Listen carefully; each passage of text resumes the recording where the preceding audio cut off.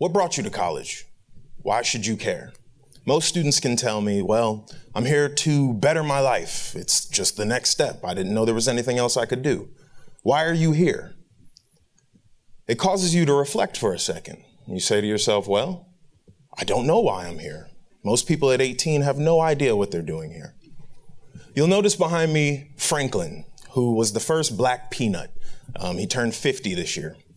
And you'll see that he is sitting at a desk with no books, looking back, and I actually put the why am I here there, but basically asking himself the question, why am I here?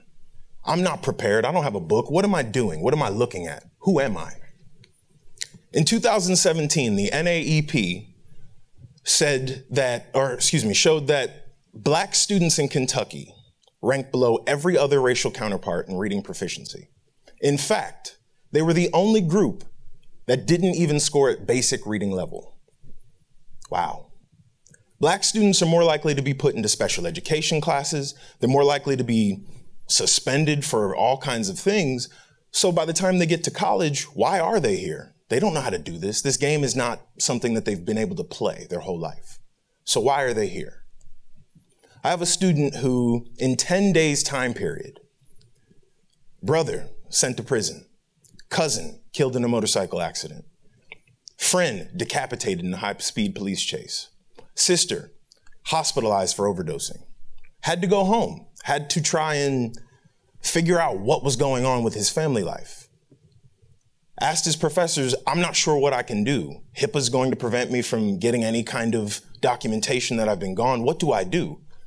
Unfortunately, the system wasn't set up for him to succeed in that way when tragedy strikes. Why am I here? That's a question that he also asks himself. What am I doing? I had another student at another institution who was an art major, had no idea why he was in this art history class. It was like, what am I doing? So I asked him, I'm like, hey, what is it that you're struggling with? And he had a project where he had to do primary, secondary, and tertiary colors. Didn't feel like drawing leaves and sticks and whatever else everyone else was doing. So I asked him, well, why are you getting this art degree? Why are you here? Well, I want to start a fashion company. Okay, so what kind of fashion? Shoes, basketball shoes. Well, draw on my whiteboard 3 shoes for me and put in your primary, secondary, and tertiary colors. And he did. And as he realized what I was having him do, it clicked. He started to draw those expert connections. He no longer had to say to himself, why am I here? Should I be? But I'm here for a reason. I'm here to help you be the best you that you want to be, but I need your help to get you there. Thank you.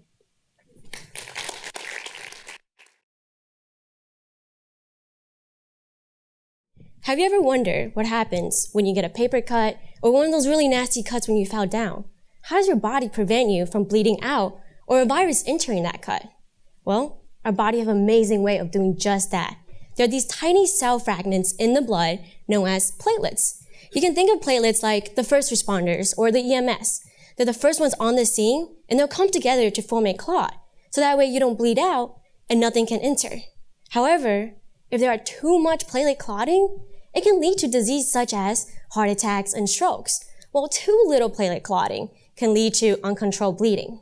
But what makes these facts even more terrifying is the fact that any of us in this room right now can have too much platelet clotting, and you probably wouldn't even know it until a disease such as heart attack or stroke develops.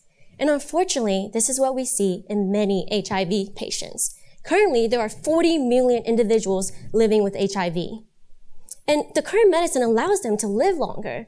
But because they're living longer, we're also seeing an increased risk for cardiovascular disease in these patients. And we believe it is due to too much platelet clotting together.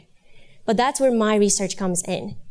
We first asked the question, is it possible that the anti-HIV drugs that we're giving to these patients are causing them to have too much platelet clotting, which then leads to the cardiovascular disease? And to answer this question, we took healthy human platelets and we treated them with different combination and concentrations of anti-HIV drugs.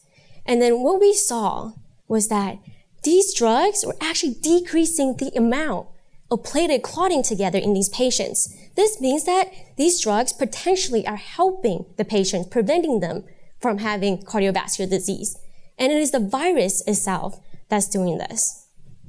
And this data proves to be very valuable in the clinics because now we can find the right concentration and right drugs to help not only HIV patients who are at risk for cardiovascular disease, but potentially anyone who might be at risk for too much platelet clotting together that leads to heart attack and stroke. Thank you.